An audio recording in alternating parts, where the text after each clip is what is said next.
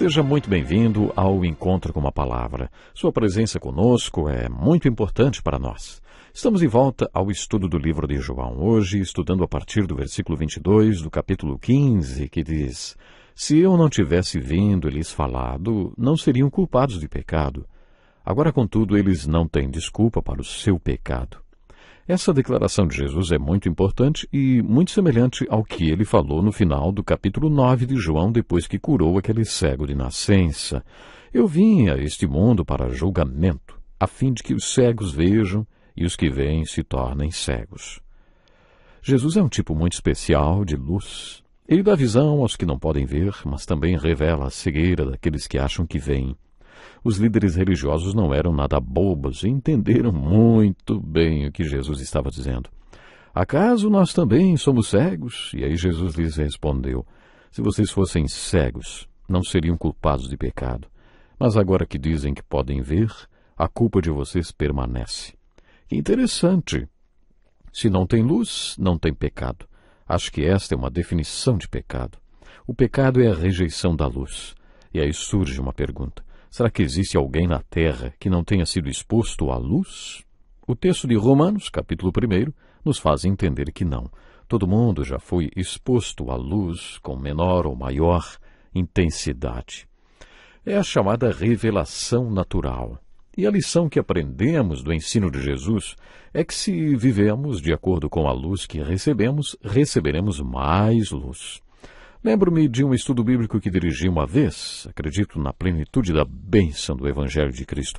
Uma senhora ali presente, uma japonesa, demonstrava estar sendo tocada com aquelas palavras. Seu rosto estava iluminado e, depois do estudo, ela esperou até que a última pessoa fosse embora e veio falar comigo.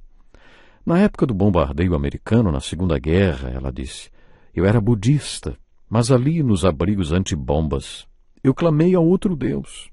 Eu sabia que havia um Deus real que não era Buda. Então orei a esse Deus.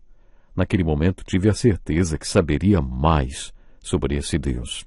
E hoje, enquanto você ensinava a Bíblia, no meu coração, tive a certeza de que este é o Deus para quem eu orei naquele abrigo antibombas. Isso não é fascinante? Creio que no versículo 22 Jesus disse a mesma coisa que disse no capítulo 9 de João.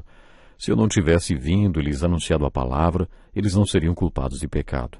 Mas agora eles não têm mais desculpas para os seus pecados. E no versículo 24, Jesus disse, se eu não tivesse realizado no meio deles obras que ninguém mais fez, eles não seriam culpados de pecado. Mas agora eles viram e odiaram a mim e a meu Pai. Mas isso aconteceu para se cumprir o que está escrito na lei deles. Odiaram-me sem razão. Jesus fez uma citação do Salmo 39, o versículo 69.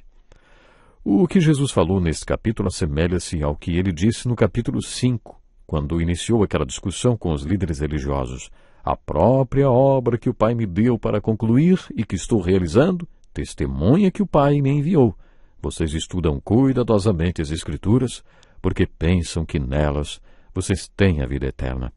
E são as Escrituras que testemunham a meu respeito. Contudo, vocês não querem vir a mim para terem vida.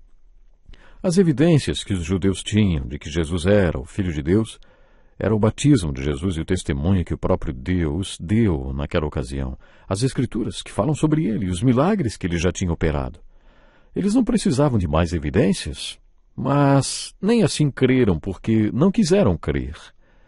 Neste capítulo, Jesus disse, se eu não tivesse vindo e lhes falado, não seriam culpados de pecado. Agora, contudo, eles não têm desculpa para o seu pecado.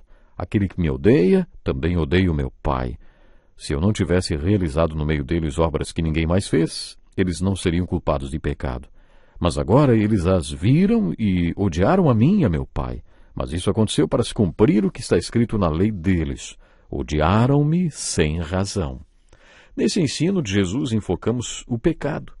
O pecado é a rejeição da luz. Ser exposto a muita luz é uma coisa muito séria. Vou repetir, ser exposto a muita luz é uma coisa muito séria. Quando temos a vantagem espiritual de ter ouvido a palavra de Deus e visto os milagres de Deus, adquirimos uma certa responsabilidade. É importante saber o que você faz com aquilo que já sabe. Do começo ao fim da Bíblia, vemos esse ensino ser enfatizado. Lembro-me quando eu estava estudando, Sabe, eu gostava de tudo o que estava aprendendo e achava que ia passar o resto da minha vida no seminário. Sempre tive o prazer em estudar sobre as coisas de Deus, sobre as Escrituras e também sobre teologia. Quando falei para o meu pastor que estava pensando em fazer um curso de extensão, ele me encorajou a iniciar logo o ministério. Ele me disse: "Você já tem muita responsabilidade, você já parou para pensar que vai ter que responder por muita coisa. Por que você quer aumentar ainda mais a sua responsabilidade, hein? Você não acha que já sabe o bastante? Você não acha que já é hora de usar o que sabe para realizar alguma coisa?" Esse foi um conselho muito sábio.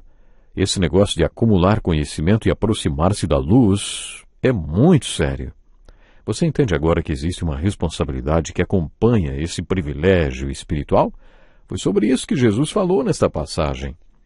No último versículo do capítulo 15 do Evangelho de João, Jesus disse: "Quando vier o conselheiro ou o consolador, que eu enviarei a vocês da parte do Pai, o Espírito da verdade que provém do Pai, ele testemunhará a meu respeito." Esse é um dos ministérios mais importantes do Espírito Santo. O Espírito Santo não chama atenção para si mesmo. Ele exalta Jesus e dá testemunho dele. Jesus ainda acrescentou: "E vocês também testemunharão, pois estão comigo desde o princípio." Vamos relembrar o que é uma testemunha. Uma testemunha é alguém que viu alguma coisa. Eles tinham experimentado algo e participado de algum evento. Jesus estava lhes dizendo que eles tinham estado com o Senhor desde o início e que agora o Espírito Santo seria enviado e testemunharia, mas que eles também tinham que testemunhar. A graça de Deus nos capacita a sermos testemunhas. Devemos ser como candeeiros e deixar nosso testemunho brilhar. Mas além de sermos testemunhas, devemos também dar testemunho. Isso quer dizer abrir a boca e testificar sobre o que é real para nós. Imaginem uma testemunha chamada para testemunhar em um tribunal que se recuse a falar, justificando que sua vida fala por si só. "Não vou falar nada, vou deixar que minha vida fale por si. Eu sei o que vivi, mas vou deixar que minha vida fale." Essa pessoa pode ser detida por desobediência ao tribunal. Uma testemunha é a pessoa que viu ou experimentou alguma coisa, mas também é a pessoa que testifica. A respeito do Espírito Santo, Jesus disse: "Ele testemunhará a meu respeito. E vocês também testemunharão, pois estão comigo desde o princípio." Observe agora que estamos entrando no capítulo 16 do Evangelho de João. Observe quantas vezes Jesus justificou por que estava dizendo tudo aquilo. Logo no primeiro capítulo nós lemos: "Eu lhes tenho dito tudo isso para que vocês não venham a tropeçar." E logo depois lemos: "Estou lhes dizendo isso para que quando chegar a hora, lembrem-se de que eu os avisei. Não lhes disse isso no princípio porque eu estava com vocês. Tenho ainda muito a lhes dizer, mas vocês não podem suportar agora." Jesus explicou várias vezes por que estava falando aquelas palavras, mas é óbvio que no capítulo 16, ele estava dizendo tudo aquilo porque eles seriam expulsos das sinagogas, exatamente como o homem que foi curado da cegueira de nascença, conforme lemos no capítulo 9. Jesus também explicou: "Vocês serão expulsos das sinagogas. De fato virá o tempo quando quem os matar pensará que estará prestando um culto a Deus. Farão essas coisas porque não conheceram nem o Pai nem a mim. Estou lhes dizendo isto para que quando chegar a hora lembrem-se de que eu os avisei." Como você se sentiria diante da perseguição? Você já sofreu algum tipo de perseguição por causa do nome de Jesus Cristo? Eu sei de crentes em diferentes partes do mundo que sofrem perseguição e oram por aqueles irmãos em Cristo que não sofrem nenhuma perseguição. A perseguição que esses cristãos passaram ou passam nesse momento levou-os para mais perto de Deus e os fez amadurecer. Eles oram pelos seus irmãos em todo o mundo que vivem uma vida tranquila, porque eles se perguntam como alguém pode ser espiritual como devemos ser, vivendo esta vida próspera e tão tranquila. Podemos dizer que a perseguição nos 3 primeiros séculos da Igreja foi permitida por Deus para que a Igreja pudesse crescer madura, forte e poderosa. Tente imaginar se isso acontecesse outra vez. Eu agradeço a Deus pela paz que usufruímos no nosso país, mas se o sofrimento algum dia vier, lembre-se das palavras de Jesus por ocasião da última ceia, quando ele preparou os 11 discípulos que estavam ao seu redor, na mesa, para a perseguição que viria poucas horas mais tarde.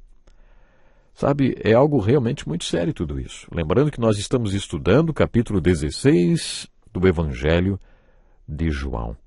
E eu gostaria de convidar você para ler o capítulo 16 do Evangelho de João.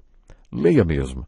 Nós já estamos chegando ao final do último retiro que Jesus promoveu com seus discípulos. Eu gosto de dizer que os discípulos estavam se formando no seminário que eles tiveram com Jesus. E Jesus está fazendo o discurso de formatura. Acho muito interessante. Nesse retiro, Jesus entregou o sermão da última ceia, no qual encontramos essas palavras: agora que vou para aquele que me enviou, nenhum de vocês me pergunta, para onde vais? Porque falei essas coisas, o coração de vocês encheu-se de tristeza. Mas eu lhes afirmo que é para o bem de vocês que eu vou. Se eu não for, o conselheiro não virá para vocês. Mas se eu for, eu o enviarei. Quando ele vier, convencerá o mundo do pecado, da justiça e do juízo. Do pecado porque os homens não creem em mim, da justiça porque vou para o Pai, e vocês não me verão mais, e do juízo porque o príncipe deste mundo já está condenado. Como falei para você, você tem uma tarefa. Leia o capítulo 16 do Evangelho de João para o nosso próximo programa. Eu tenho certeza que será muito importante o nosso próximo encontro com a palavra. E você já percebeu como é maravilhoso a gente tirar esse tempo para juntos estudarmos a Bíblia, a palavra de Deus? Muitas pessoas pelo mundo afora estão estudando junto conosco a palavra de Deus. Muitos estão tendo a sua fé acrescentada, porque a palavra de Deus, quando a estudamos, quando a lemos, quando a ouvimos, ela acrescenta a nossa fé. Meu desejo é que você possa viver uma vida de constante vitória. Você, pessoalmente. Você com a sua família. Você em todos os setores de sua vida. Que possa você viver uma vida de grande conquista na presença de Deus. Mas não esqueça, para que você viva essa vida de constante vitória, você precisa estar apegado ao Senhor Jesus e constantemente ler a palavra do nosso Deus. Até o próximo programa. Este é um estudo escrito pelo Dr. Dick Woodward, na voz do pastor Edson Bruno. Até o nosso próximo encontro com a palavra.